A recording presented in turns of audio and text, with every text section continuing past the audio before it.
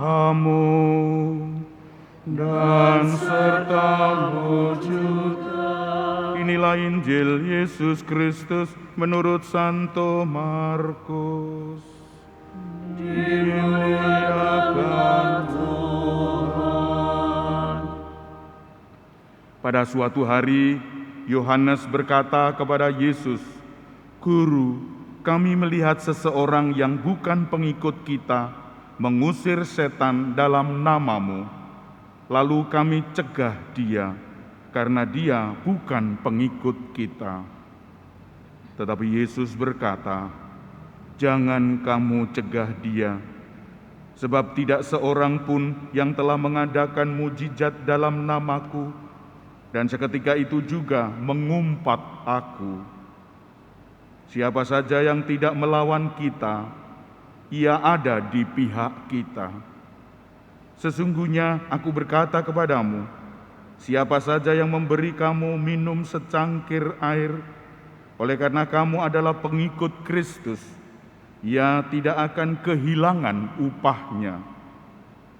Siapa saja yang menyebabkan salah satu dari anak-anak kecil yang percaya kepadaku ini berbuat dosa, lebih baik baginya jika sebuah batu kilangan diikatkan pada lehernya, lalu ia dibuang ke dalam laut.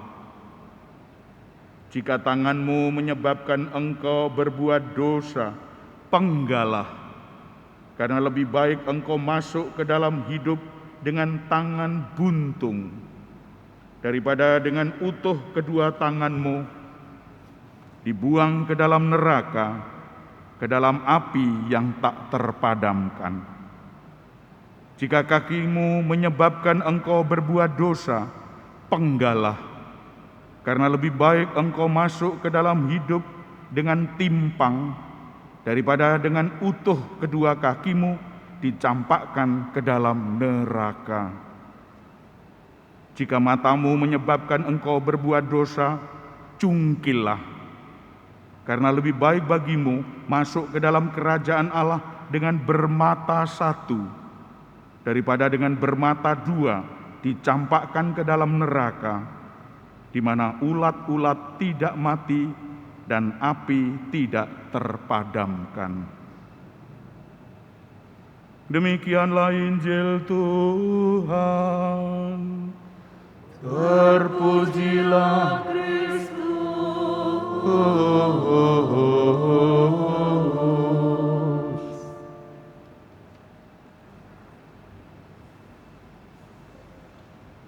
Bapak, Ibu, saudara-saudara yang terkasih dalam Kristus, latar belakang Injil hari ini, di mana hidup dalam komunitas-komunitas sering bersaing. Komunitas Yesus bersaing dengan komunitas yang lain. Maka kalau seseorang melakukan mujizat, melakukan berbuat baik, dia tidak akan dituduh. Dan mungkin orang lain yang berbuat semacam itu mungkin akan dituduh. Singkatnya bahwa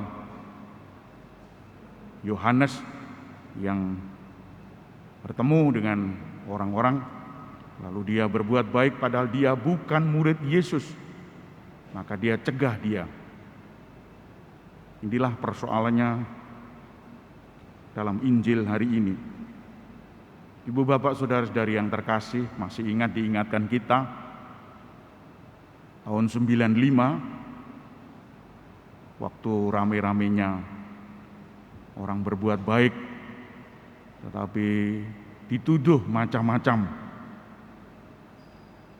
Dituduh sok suci, dituduh sok pamer, dituduh dermawan, macam-macam tuduhannya.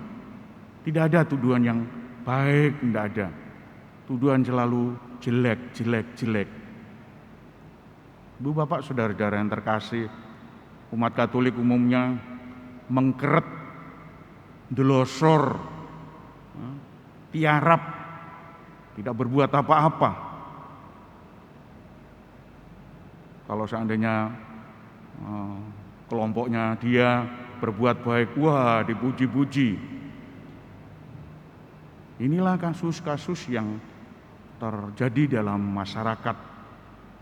Oleh karena itu Bapak Ibu, satu pesan Yesus yang berbuatlah baik, berbuatlah baik.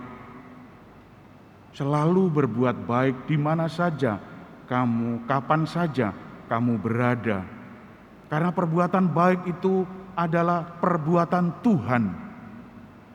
Perbuatan baik itu terpuji dan berguna bagi orang lain.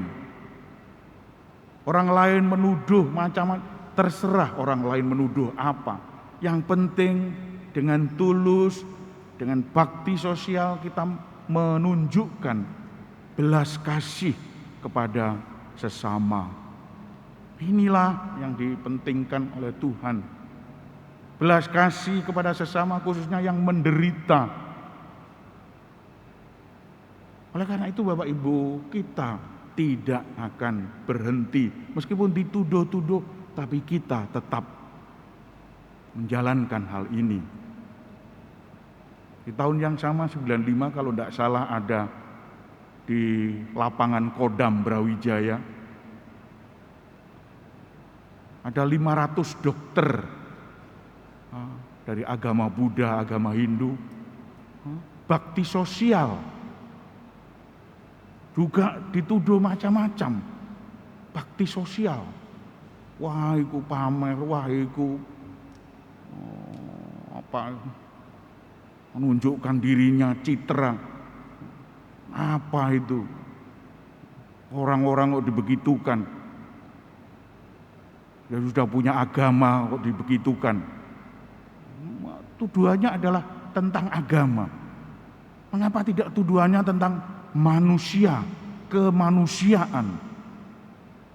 Kalau dia manusia, kita perlu berbuat baik. Tidak peduli agamanya apa. Kalau dia membutuhkan kita, kita berbuat baik kepada mereka. Inilah Bapak Ibu yang disandarkan pada kita semua. Bacaan pertama tadi mewartakan 70 tua-tua Israel kena roh Musa. Maka 70 itu jadi nabi semua.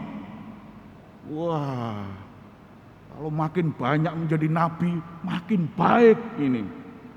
Artinya makin baik orang, makin banyak orang yang berbuat baik, kebajikan-kebajikan, menuntun orang lain. Itulah yang dihaturkan Musa dalam bacaan pertama tadi. Oleh karena itu Bapak Ibu, kita harus berbuat baik. Apapun tujuannya, apapun gerakan, itu adalah gerakan Tuhan, gerakan roh Tuhan. Menegur kita untuk mengulurkan tangan. Gerakan Tuhan yang membuat diri kita sampai kepada orang lain, lalu berbuat sesuatu. Mungkin kita tidak bisa begitu. Zamannya zaman media sosial. Kita berbuat sesuatu terhadap media sosial yang sering hoaks. Beritakanlah yang baik-baik. Sebarkanlah yang baik-baik terhadap mereka. Kalau itu yang kita lakukan, kita adalah pewarta kabar gembira. Bapak Ibu, saudara-saudara yang terkasih, selanjutnya kita harus sadar bahwa diri kita manusia, diri kita tidak luput dari kesalahan. Oleh karena itu, perbuatan baik harus kita landasi dengan minta tolong. Tuhan, tolonglah kami agar kami bisa berkarya seumur hidup kami, supaya kekuatan ini terus-menerus melimpah-limpah. Karena dengan berkarya kita lemah, dengan berkarya kita menjadi kuat kembali. dan terus melakukan sesuatu yang berguna bagi masyarakat. Oleh karena itu, Bapak Ibu saudara-saudara yang terkasih, marilah kita hening sejenak, kita mohon kekuatan, karena Tuhan memberikan kesempatan, Tuhan memberikan kesempatan kepada kita untuk berbuat baik. Maka mari kita manfaatkan kesempatan-kesempatan ini. Apa gunanya kita memiliki harta benda? Harta benda sudah dikatakan membusuk. Barang-barang kita sudah dimakan ngengat. Kita berikan kepada sesama kita yang membutuhkan. Kalau saya lihat satu lemari itu apik-apik kabeh. Tapi gak digawe sampai ono dalane dimakan ngengat, dibuka walah ngengat tok. Sak peti batik tok. Apa gunanya kalau tidak diberikan kepada sesama? Itulah sebabnya maka kita harus berbagi, kita harus share kepada sesama kita. Tuhan akan membantu kita kalau kita memberi share kepada sesama. Makin banyak yang kita berikan, makin banyak yang kita peroleh. Inilah prinsip kita, prinsip kita. Seperti filsafat sumur. Sumur itu kalau digali, airnya dikeluarkan, air menjadi jernih karena dikuras terus. Air menjadi jernih. Tapi sebaliknya, kalau air itu tidak bisa dikuras, dientaskan, menjadi buntu. Tapi sebaliknya, kita akan menjadi jernih karena kita memberi sesama kita. Lingkungan kita menjadi subur. Sedangkan yang tidak disiram, lingkungan kita akan menjadi mampet kering, dan akhirnya sumur itu beberapa tahun kemudian mati. Filsafat sumur untuk kita semua. Tuhan memberkati kita. Amin.